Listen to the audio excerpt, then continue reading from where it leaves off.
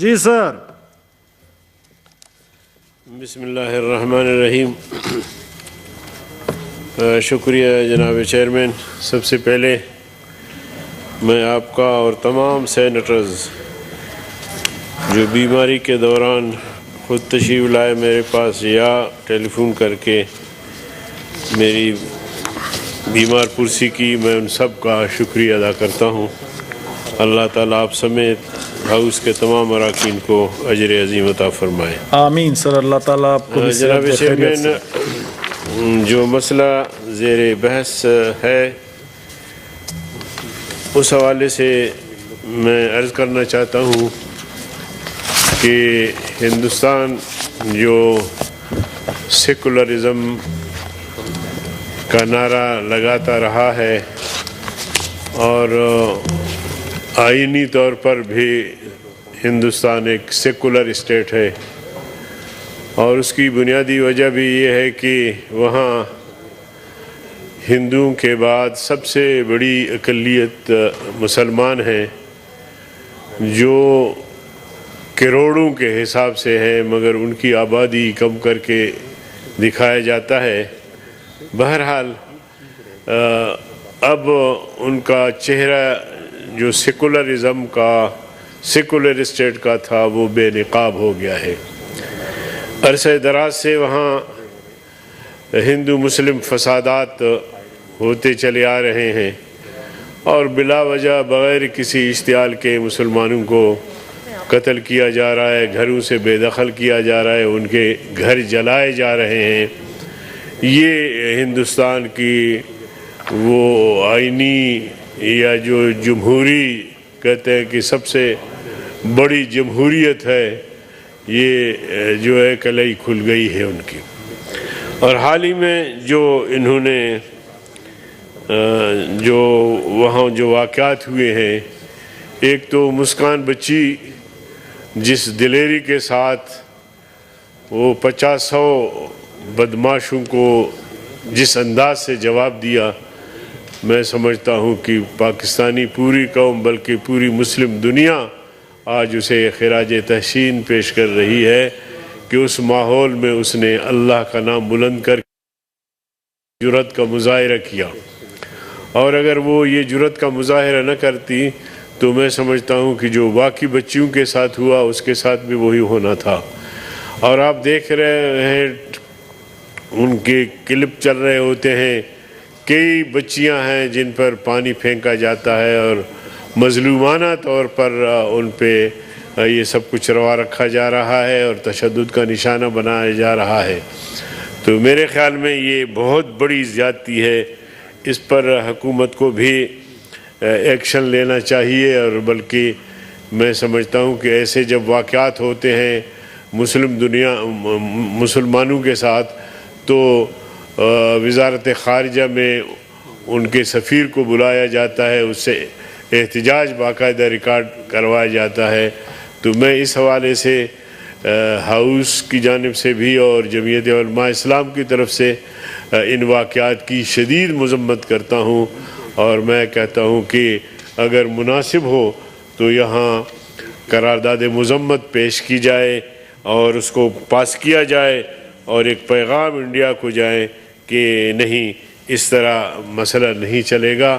یہاں آپ دیکھتے ہیں بابری مسجد کے حوالے سے ہمارے ملک میں احتجاجی مظاہرے بھی ہوئے، لیکن اگر آپ یقین کریں تو میں نے خود اپنے کارکنوں کو بلوچستان میں حکم دیا کہ وہ جہاں ہندو برادری ہے ان کے گھروں پہ پہرہ دے، دکانوں پہ پہرہ دے، اور اسی طرح ان کے جو مندر ہے، عبادت گاہیں ہیں، ان پر پہرہ دے. اس کی بنیادی وجہ یہ ہے کہ ہم سمجھتے ہیں کہ اگر ایک ظلم اور زیادتی ہندوستان میں ہوا ہے تو اس کا اعادہ یہاں یا اس کا بدلہ یہاں ہندو برادری سے نہ لیا جائے. تو اسلام تو ہمیں یہ کہتا ہے، اور ہم نے یہ کر کے بھی دکھایا ہے. اللہ کے فضل و کرم سے ہمارے علاقوں میں جہاں ہمارا اثر رسوخ تھا وہاں ہندوؤں کو کوئی نقصان نہیں پہنچا، کلات ہو، کوئٹہ ہو، سبی، پورے بلوچستان میں. تو عرض کرنے کا مقصد یہ ہے کہ ہندوستان میں بہت بڑی زیادتیاں تسلسل کے ساتھ ہو رہے ہیں مسلمانوں کے ساتھ، اور مسلمانوں کو ظلم و جبر کا نشانہ بنایا جا رہا ہے۔ اور پھر میں سمجھتا ہوں کہ ہم دیکھتے بھی ہیں، ان کو تانا بھی یہ دیتے ہیں کہ جاؤ پاکستان، پاکستان۔ وہ کہتے ہیں بابا ہم انڈین ہیں، ہمارے آباء و اجداد نے قربانیاں دی ہیں۔ اور چیئرمین صاحب، میں زیادہ آپ کا وقت لینا نہیں چاہتا، لیکن اگر ہم تاریخ کا مطالعہ کریں، تاریخ دیکھیں، تو مسلمانوں کی انگریز کے خلاف 200 سالہ جدوجہد ہے، جو ایک تاریخ ہے۔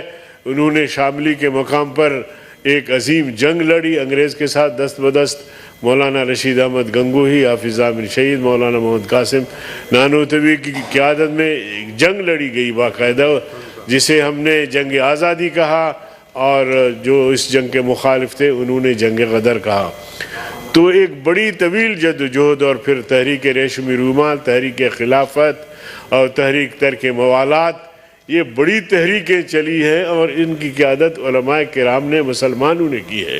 لیکن ان تحریکوں میں انہوں نے ہندوؤں کو بھی شامل کیا ہے، سکھوں کو بھی شامل کیا ہے۔ جلاوطن حکومت قائم کی گئی کابل میں، تو اس میں بھی سکھ اور مسلمان اور ہندو سب شامل تھے، سب کو ملا کے چلے۔ اور آج بھی باشعور ہندو اگر ہیں وہاں، تو وہ اس بات کا اعتراف کرتے ہیں کہ مسلم کمیونٹی کا آزادی میں سب سے بڑا ہاتھ ہے، سب سے بڑی جو ہے ان کی قربانیاں ہیں۔ اور ہزاروں مسلمانوں کو اس تحریک کے نتیجے میں پھانسیوں پہ لٹکائے گئے۔ آج بھی دلی کے در و دیوار اس بات کی گواہی دیتے ہیں کہ یہاں آزادی کے متوالے، آزادی کے جدوجہد کرنے والے، ان کو پھانسیوں پہ لٹکائے گئے۔ تو یہ ایک طویل جدوجہد ہے مسلمانوں کا۔ ہندو آ کے مالک بنے بیٹھے ہیں، تو اس کی میں سمجھتا ہوں کہ قرارداد پاس ہونی چاہیے، اور وزارت خارجہ میں ان کو بلا کے اور ان سے جواب طلبی کی جائے، احتجاج کیا ہے۔ جناب چیئرمین، بلوچستان کے اسٹوڈنٹس جو ہے وہ قسمہ پرسی کے عالم میں یہاں احتجاج کر رہے ہوتے ہیں، بلوچستان میں بھی احتجاج کر رہے ہوتے ہیں، اور ان پر تعلیم کے حصول کا دروازہ بند کیا جا رہا ہے۔ تو یہ بڑا افسوسناک امر ہے کہ ہمارے نوجوان اگر تعلیم سے محروم ہوں گے تو پھر روزگار نہیں ملے گا، تو پھر ہاتھ میں کلاشنکوف چلا جائے گا۔ تو کیا یہ عمدن ایسی کوشش ہو رہی ہے کہ بلوچستان کے نوجوانوں کو جو ہے وہ کھڈیلیں لگایا جائے، یا کسی ایسے عمل کی طرف لے جایا جائے کہ پھر دہشت گردی کا الزام لگے یا کوئی بھی؟ تو میں اس بات کی بہت مذمت کرتا ہوں۔ اور یہاں قائد اعظم یونیورسٹی میں بھی ایک نوجوان لڑکا، غالباً اس کا نام عبدالحفیظ ہے، وہ جب کوئٹہ گیا تو وہاں سے گرفتار ہوا ہے، لاپتہ ہے، بالکل اس کا اتا پتہ نہیں ہے۔ بلوچستان میں کئی نوجوان ایسے تعلیم یافتہ جو میرے علم میں ہیں، جو ہمارے جماعت سے وابستہ ہیں، ان کو بھی اٹھا لیا گیا ہے۔ عبدالقادر کو زہری سے جو اسکول ہیڈ ماسٹر تھا، اس کو بھی اٹھا لیا گیا ہے۔ تو جناب چیئرمین، یہ آپ کا صوبہ ہے، اور آپ اس پر جو ہے وہ غور فرمائیں، یا اس پر کوئی ایکشن ہو۔ نیوز ون کے پر پابندی، اس کی بھی میں شدید مذمت کرتا ہوں، اور ان کو چاہیے کہ جو الیکٹرانک میڈیا ہے، یا پرنٹ میڈیا ہے، یا اینکرز ہیں، یا میڈیا سے وابستہ لوگ ہیں، ان اداروں کو بند کرنے کا مطلب یہ ہے کہ جو صحیح خبریں ہیں وہ قوم تک نہ پہنچے۔ تو میں اس اقدام کی شدید مذمت کرتا ہوں۔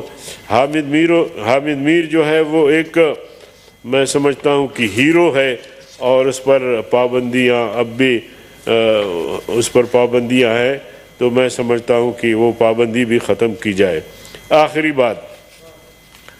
آخری بات یہ ہے کہ جناب چیئرمین، پیسے افغانستان کے امریکہ میں پڑے ہوئے، اور امریکہ نے اب خود سے تقسیم کیا ہے، اور اپنے طور پر 3.5 ارب کس کھاتے میں، 3.5 ارب کس کھاتے میں، افغان حکومت، افغان ریاست، یہ پیسے ان کے ہیں، اور یہ پیسے ان کو ملنی چاہیے۔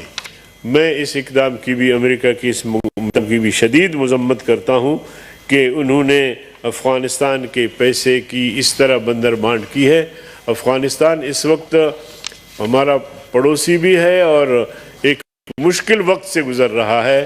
پاکستان جس حد تک تعاون کر سکتا ہے وہ کر رہا ہے شاید، لیکن میں سمجھتا ہوں کہ افغانستان میں امن آئے گا، افغانستان میں استحکام آئے گا تو اس سے پاکستان، اس کے اثرات پاکستان پر مرتب ہوں گے۔ تو اس لیے ہمیں چاہیے کہ کسی طرح بھی امریکہ تک رسائی کر کے اور یہ پیسے جو ہے وہ افغان حکومت کو ملنی چاہیے۔ اس وقت وہاں قحط کا سماں ہے، وہاں ملازمین کو تنخواہ دینے کے لیے مشکلات ہیں، لیکن انشاءاللہ مجھے امید ہے کہ رفتہ رفتہ وہ اپنی اس پر قابو پا لیں گے۔ لیکن امریکہ کا رویہ یا عالمی قوتوں کا رویہ جس طرح ایک افغان ریاست کے ساتھ نظر آ رہا ہے وہ قابل مذمت ہے۔ بہت شکریہ جناب چیئرمین۔ Honourable senator